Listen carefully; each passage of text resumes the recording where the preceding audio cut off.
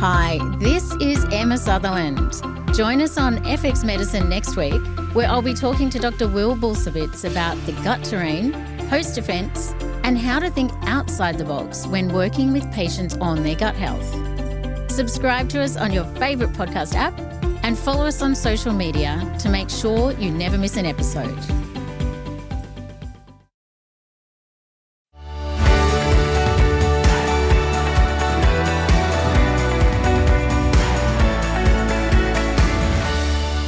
Hi, and welcome to FX Medicine, where we bring you the latest in evidence-based integrative, functional and complementary medicine. I'm Emma Sutherland, and joining us on the line today is Natarsha Terreiro. This podcast is part of a series we are doing on the topic of endometriosis, and today we'll be discussing the patient experience. I'd like to begin, though, by acknowledging the traditional owners of the land on which we are recording today. I would also like to pay my respects to elders past and present. Now, Natarsha is going to be sharing with us her personal experience of endometriosis. She is an endo warrior and also the New South Wales coordinator for Endometriosis Australia. Welcome to FX Medicine, Natarsha. Thank you so much for being with us today. Thanks, Emma. Hi, thanks for having me. It's my pleasure. Now, this is such a big topic, and endometriosis affects 1 in 9 women. And it takes an average of 6.5 years for a woman to be diagnosed.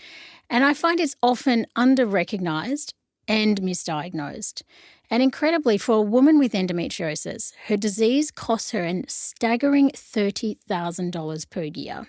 And endometriosis costs the Australian healthcare system around $9.7 billion annually. Now, most of those costs are driven by a loss of productivity and also pain. And having a specialty in women's health, I've worked with many women with endometriosis.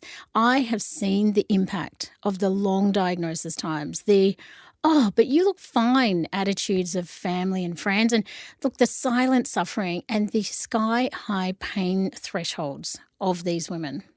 Now, today, as part of our endometriosis series, let's pull back the curtain and really understand the impact that endometriosis has on women.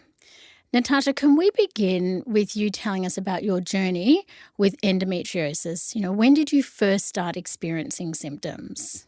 Yeah, sure. I mean, it's been a long journey. My symptoms really started when I was a teenager, probably 14 or 15, and then I was 26 when I was diagnosed. I'm now about to turn 30. So, around 12 years with symptoms. Diagnosis, and a lot of that was because I really normalized my symptoms. I thought that extreme period pain was normal, and I thought that I was just one of the unlucky ones who had it. Yeah, unfortunately, it's such a common thing that we hear clinically. And, what symptoms did you experience? Can you get granular on what you experienced symptom-wise? Obviously, pain is such a big one, but what else was there? Yeah, absolutely. So I always had really bad pain with my period. So I was consistently have to take a day off school, uni or work on the first day of my period, like clockwork every month. I also had significant fatigue. So at least 1 week every month, I was really tired, really run down, really lethargic, and, still am. I've also had and continue to have IBS symptoms, which often go hand in hand for people with endo. Yeah. Also, that other pain as well as the pelvic pain, so lower back pain and hip pain, that kind of thing.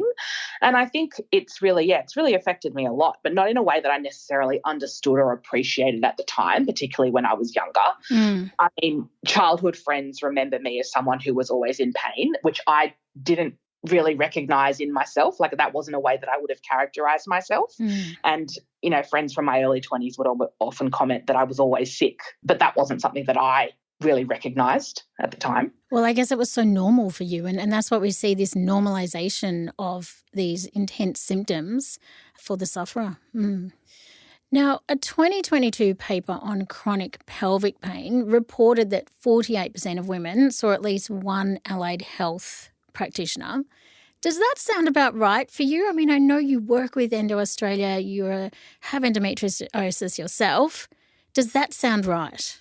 Yeah, it does. It's certainly consistent with my personal experience. So I have two osteopaths, a pain physio, a pelvic physio, a dietitian.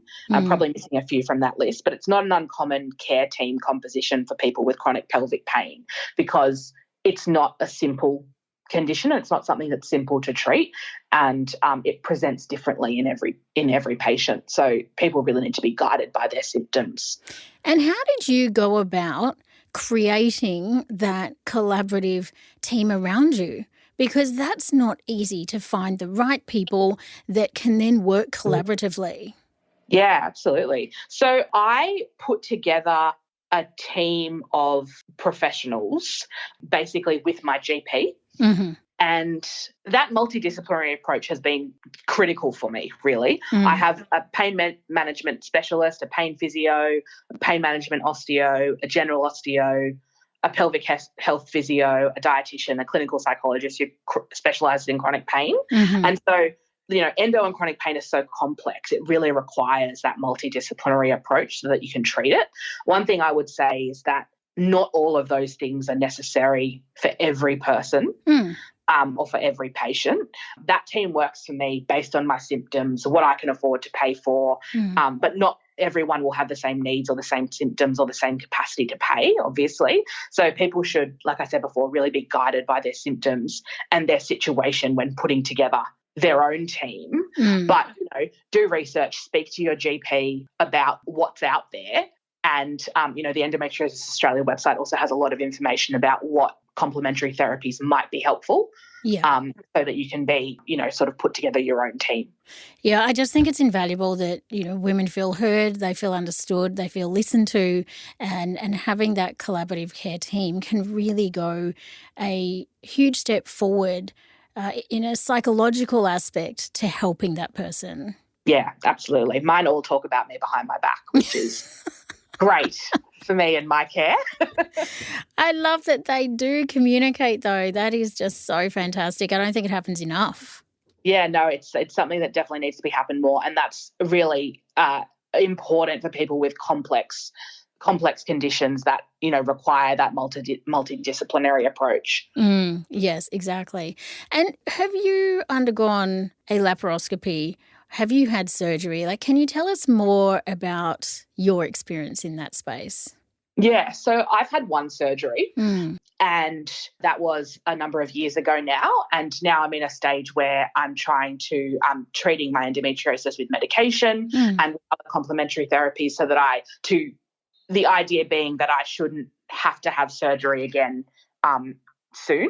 Okay. I should want to basically lengthen the amount of time between surgeries. I mean, some people with endo will have surgery. I mean, I've heard of people having surgery every 2 years. And it's not uncommon for women with endo to have multiple surgeries over their lifetime because you can remove the diseased tissue, but it still can and often does grow back. Yes, of course. And look, I think that people can mistakenly assume that if you've had surgery, then your endometriosis is cured. So how would you explain this to somebody? Yeah, that's a really good question. It's definitely a frustrating question or a frustrating comment to come up against. And it's difficult to explain because in other people's minds, it makes sense that surgery is a cure. But truthfully, there is no cure for endo. Surgery is a treatment option. It's not a cure. Oh, look, I think that sentence that you just said right there is it in a nutshell. That is exactly what it is. And it's changing people's understanding of surgery in endometriosis. Absolutely. Now, how does surgical scar tissue impact your daily life? Well, it can be a bit difficult to attribute any symptoms to scar tissue specifically. And for me, I've only had one surgery, so I probably don't have a huge amount of scar tissue. Yeah. So pain and other symptoms could be from scar tissue or new disease or even just the central sensitization of the nervous system that happens in someone who has had long-term pain. But generally, endo is meant that I've had to make lots of changes to my daily life.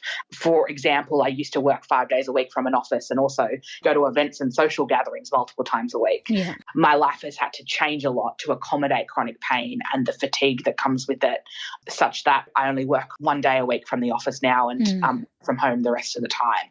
And I can only really leave the house for a couple of hours at a time, once or twice a week. I've had to make so many changes, but for the better and for the better of my health. Yeah. Yeah. The impact is so enormous, isn't it? Yeah, absolutely. Yeah. What are your strategies for dealing with flare-up days? Because these flare-ups of endometriosis can be crippling. But, what are your strategies for dealing with those? They can be really difficult those days or those periods of time. And the strategies kind of depend on how severe the flare-up is. So that I can have flare-ups where I can sort of work through it and I acknowledge that I'm in a flare-up and I just move a bit slower in terms of, how much I can do and how much I can commit to. Might have to cancel some social gatherings or etc. Yeah. But then there can be other flare-ups where I'm completely bedridden and I can't move and I need someone to come over to bring me food or something like that. But basically, the strategies are really lots of rest combined with some gentle exercise. And I know the exercise can sound counterproductive or counterintuitive, but it works.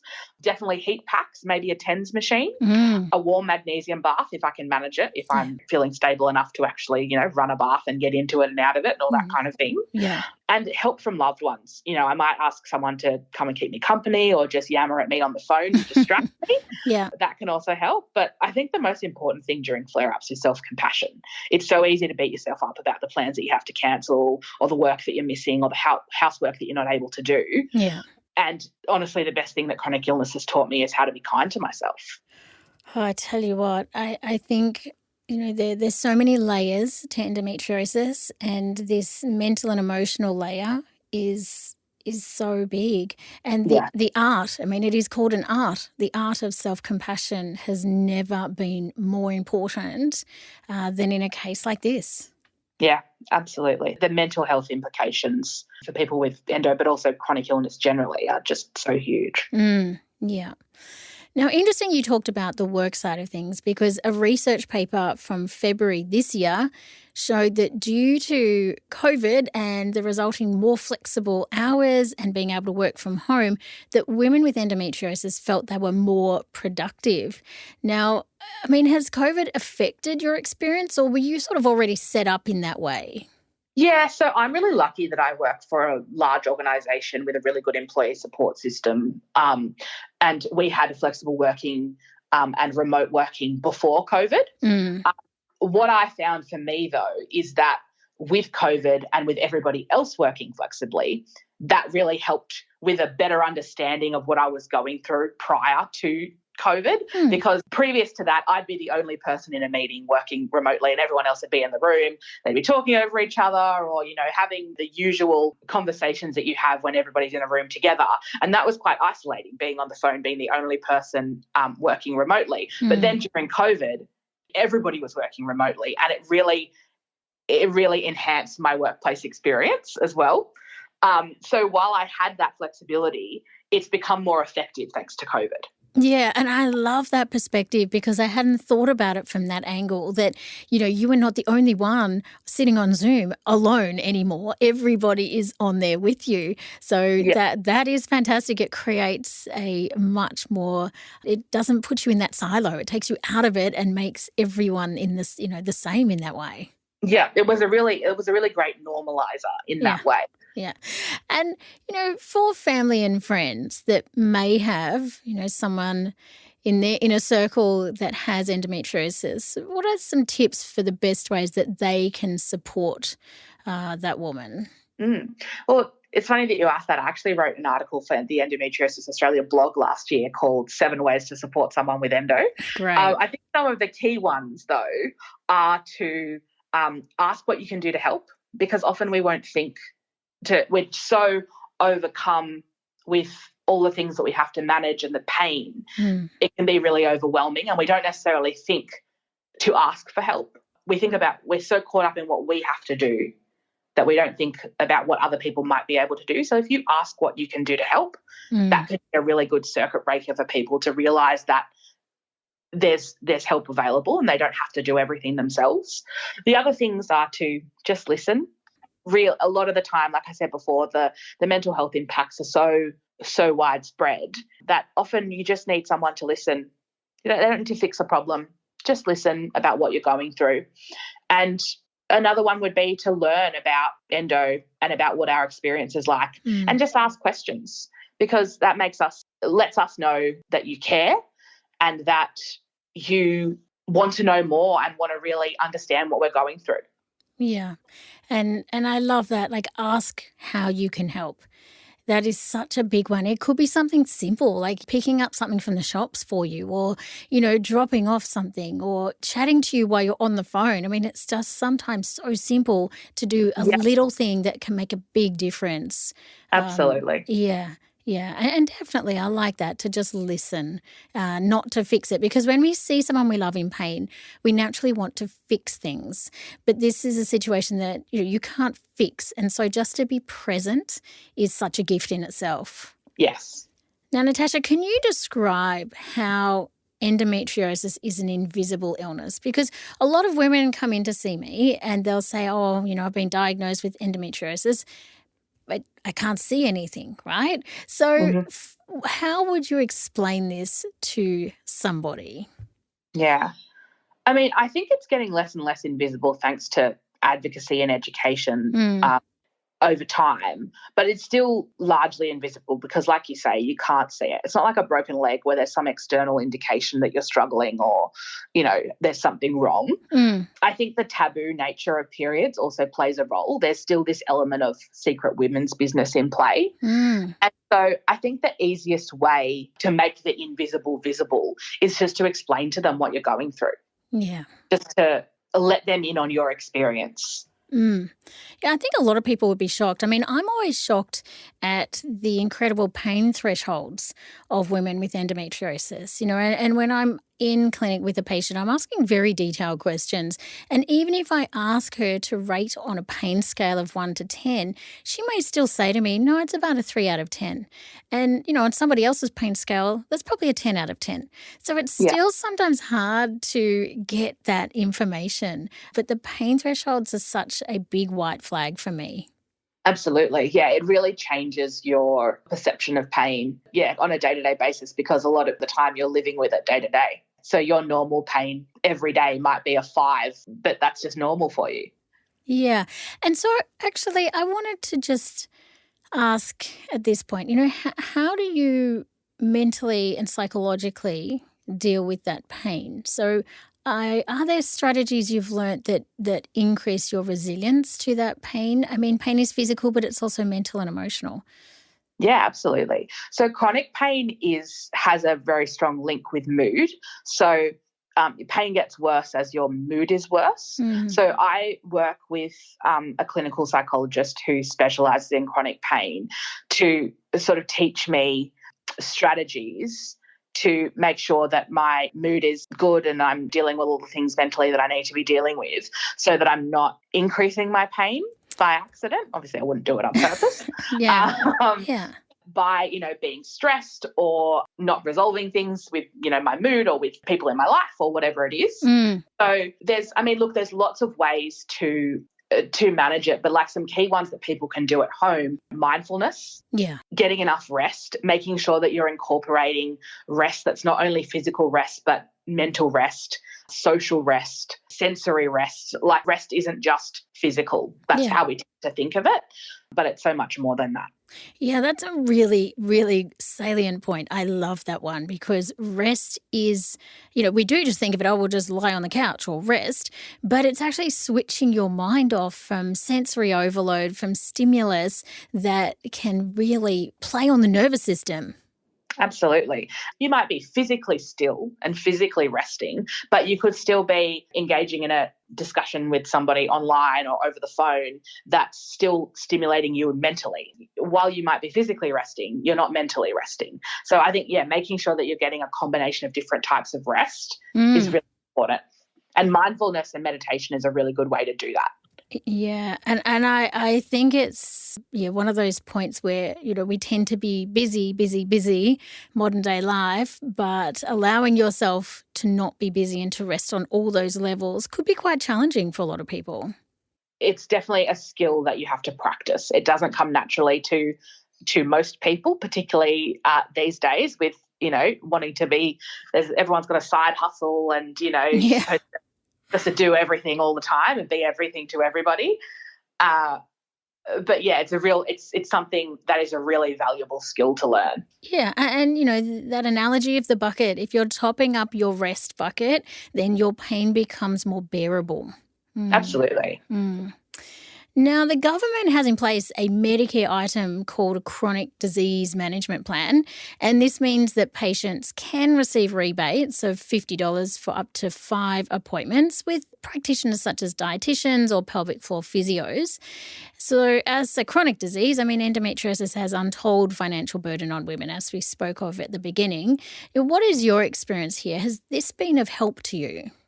Yeah, so I do have that chronic disease management plan, which my GP and I review every year. Mm-hmm. It ends up being about $250 a year that you get back from Medicare for those appointments from those specific practitioners who are named in your plan that you can then review every year with your GP. And I'm really lucky to have above average income and to be able to afford to, in some ways, spare no expense on my treatment. But I basically burnt through all of my savings to do that. I really had to tighten my belt in other areas to make that work. And it really is, like you said earlier, a struggle for people. It is the number of appointments, medications, days off work, that lost productivity. It's just the whole picture of financial stress and economic burden that chronic disease generally and endo specifically puts on people is just it's really significant. It's huge. Yeah, and for all the clinicians out there listening, please make sure that you tell your patients about this chronic disease management plan, because anything that we can do to help ease that financial burden is going to be, absolutely essential.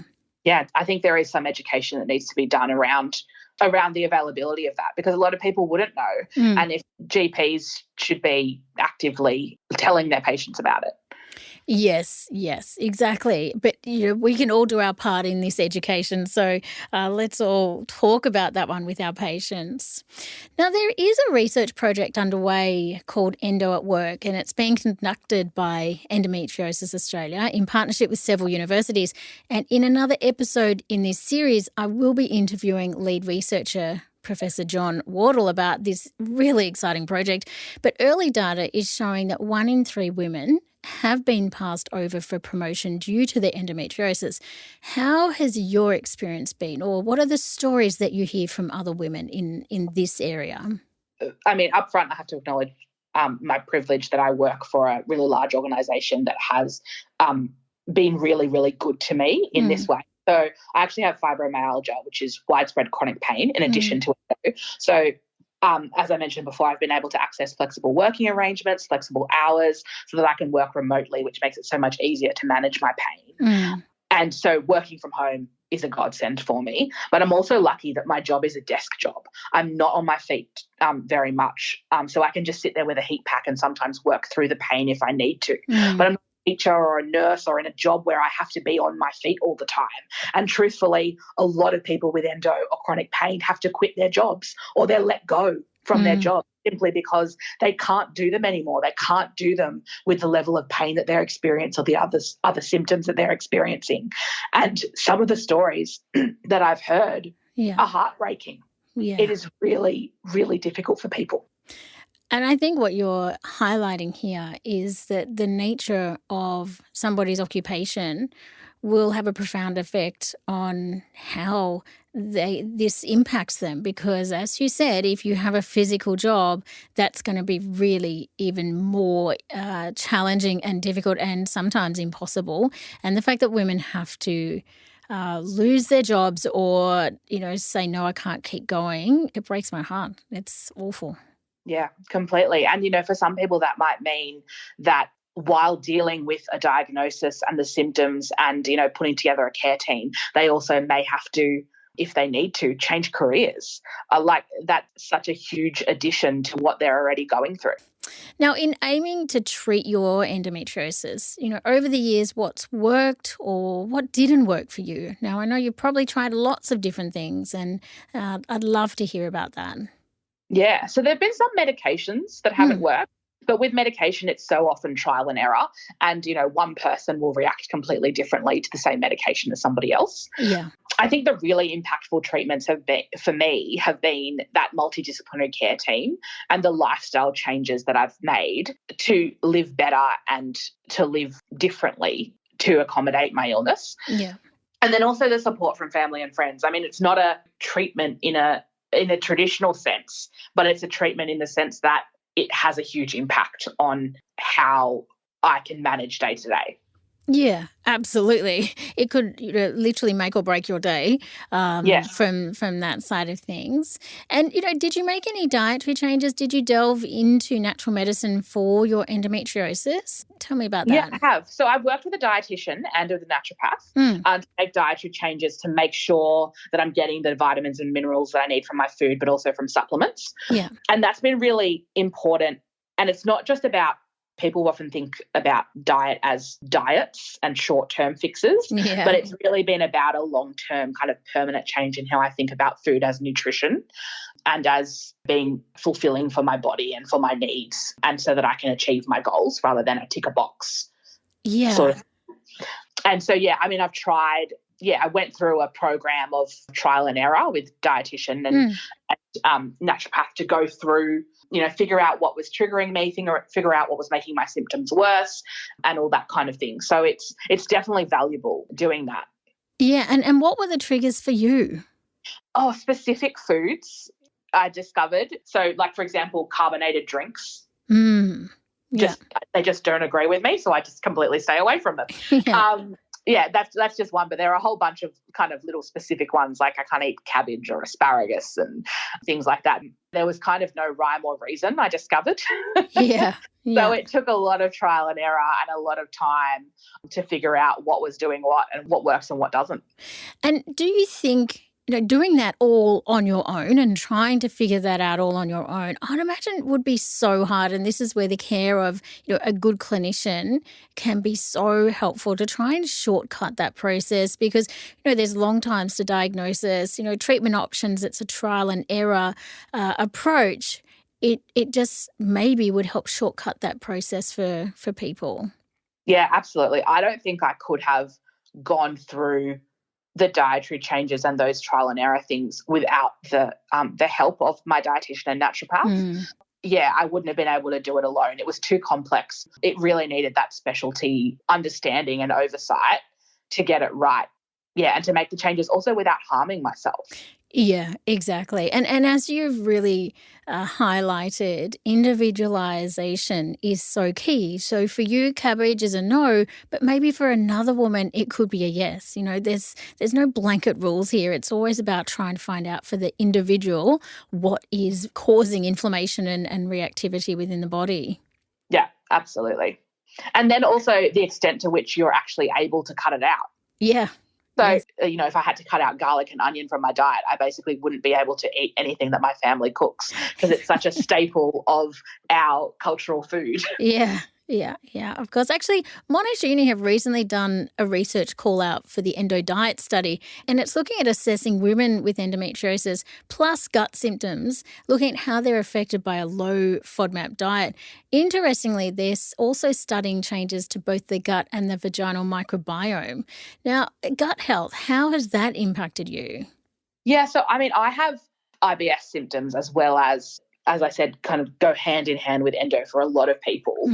And so, gut health has been a real focus of the work that I've done with my dietitian and naturopath. And so I did go through a low FODMAP diet elimination to figure out whether there were any specific FODMAPs that were triggering me. And that's how I identified some of those triggers. But it was a really difficult and long process. Yeah, it is a lengthy process. And I wish it was easier, but it simply isn't.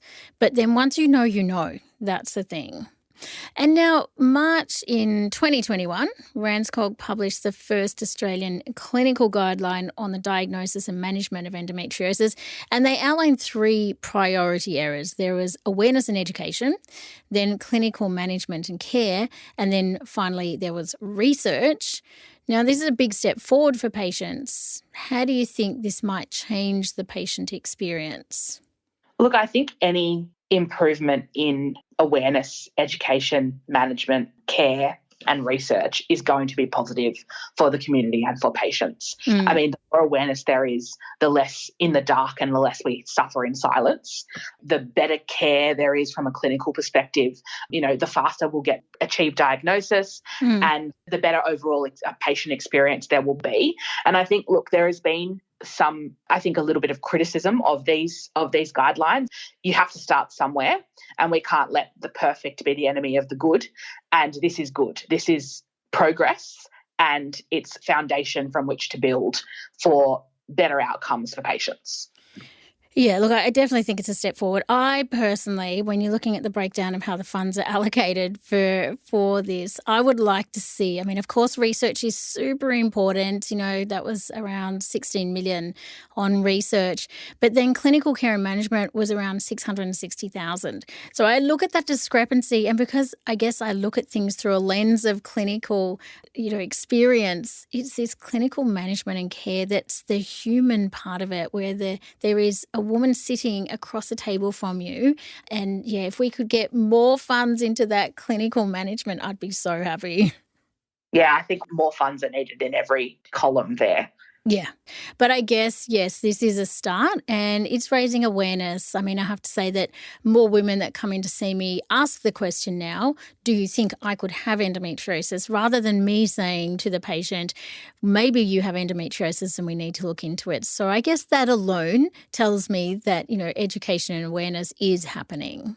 Absolutely. That's progress because, years ago, certainly when I was in my early 20s, I'd never heard of endometriosis. Yeah, it's not uncommon at all. Is there anything else you'd like our audience to understand or to know about endometriosis from that patient perspective? You've highlighted some really interesting things for us all to think about, but is there anything else you'd like us to know? I think the key thing that I would want to add is there's no cookie cutter patient. There's no cookie cutter endo patient. Everyone's different. The disease will present differently in every person. So listen to the experiences of the women and the people around you who have endometriosis and just try and understand. Just because some person at work, their experience isn't going to be the same as your sister or your mother or your niece. It's going to be different for everybody. Yeah, and I really love that. Individualisation is absolutely key in everything we do from a patient care-centred model, which is what we are all aiming to do. Thank you so much for joining us today, Natarsha. The key points I've taken away are that surgery is a treatment option. It is not a cure. And the art of self-compassionate's importance for women with endometriosis, and that individualisation, there is no cookie cutter with this disease. Everybody is different. But thank you so much for sharing all of those insights from the patient perspective with endometriosis. I think they're quite profound. And my hope is that with the increased amount of research occurring, that early and appropriate symptom management plans, as well as reduced diagnosis times, will actually start occurring. Thank you everyone for listening today. Don't forget you can find all the show notes, transcripts and other resources from today's episode on the FX Medicine website. I'm Emma Sutherland and thanks for joining us. We'll see you next time.